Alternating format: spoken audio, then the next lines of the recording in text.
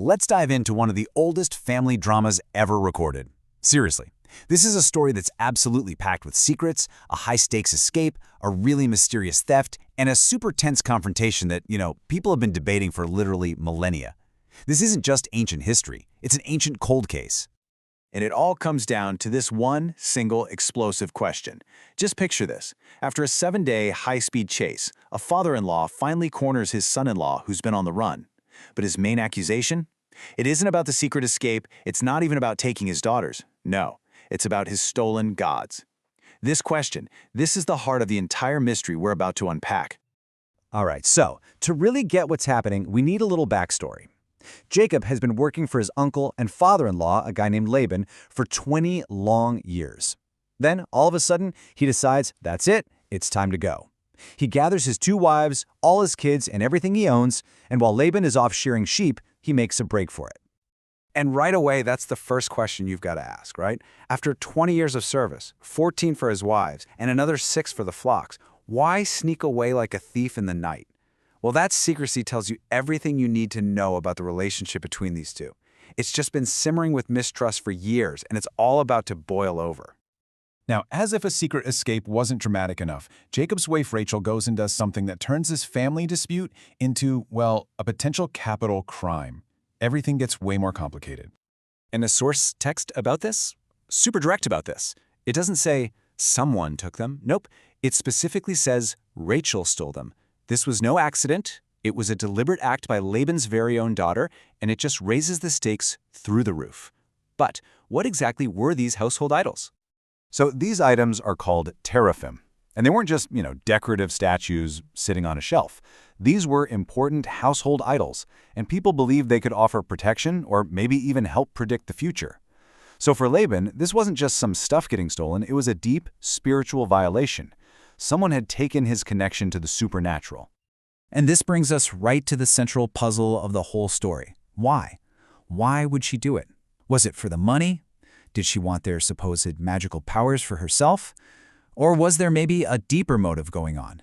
To even begin to answer that, we've got to turn to one of history's most influential commentators. The legendary medieval scholar Rashi offers this really fascinating interpretation. He suggests Rachel's motive wasn't greed and it wasn't a power grab. He thinks it was a kind of misguided act of faith. In his view, she stole the idols to try and break her father's habit of idol worship. It was theft, yeah, but it was a theft intended to save his soul. Okay, so meanwhile, back at the ranch, Laban gets home and finds nothing. His daughters, his grandkids, his son-in-law, and 20 years' worth of wealth are all gone. And to top it all off, his precious teraphim are missing. His reaction is immediate and intense. He grabs his relatives, and the chase is on. And this is where the chase becomes almost supernatural. Get this, the commentator Rashi actually does the math for us. Jacob gets a 3-day head start before Laban even knows he's gone.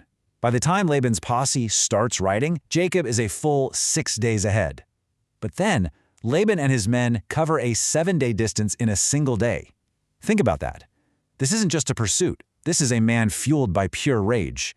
Jacob is in mortal danger.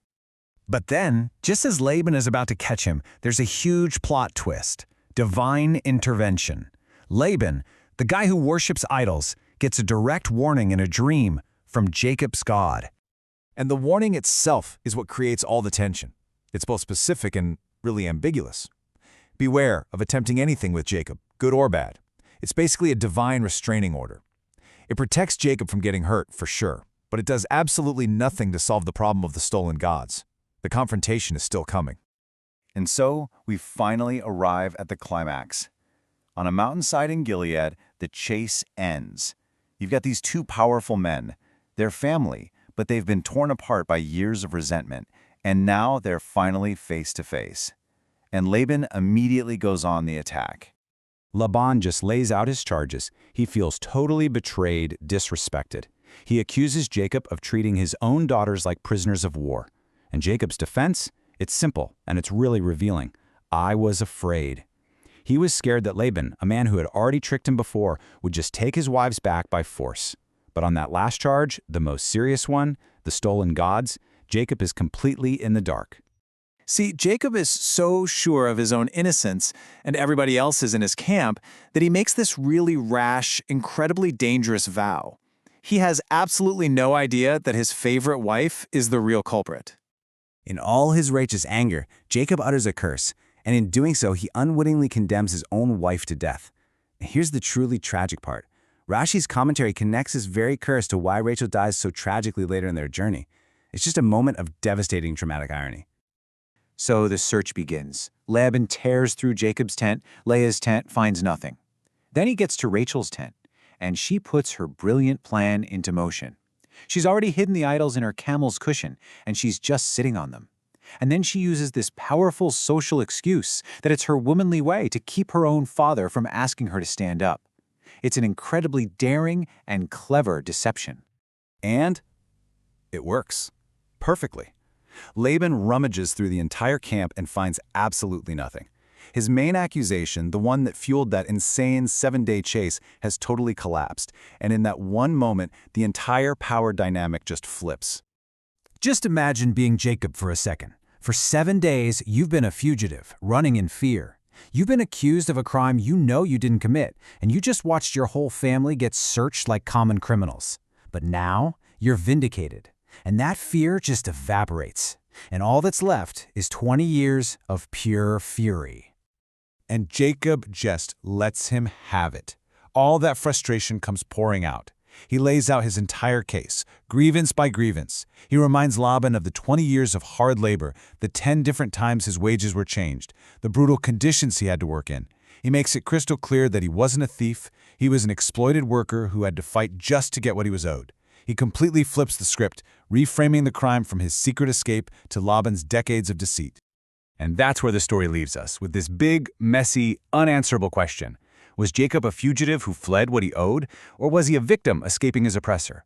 Was Rachel a common thief, or a daughter trying to save her father's soul? Was Laban a betrayed patriarch, or a manipulative boss who finally got what he deserved? The story doesn't give us any easy answers. It just presents all these conflicting truths, forcing us to ask, when everyone believes they're the hero of their own story, who actually gets to define what's true?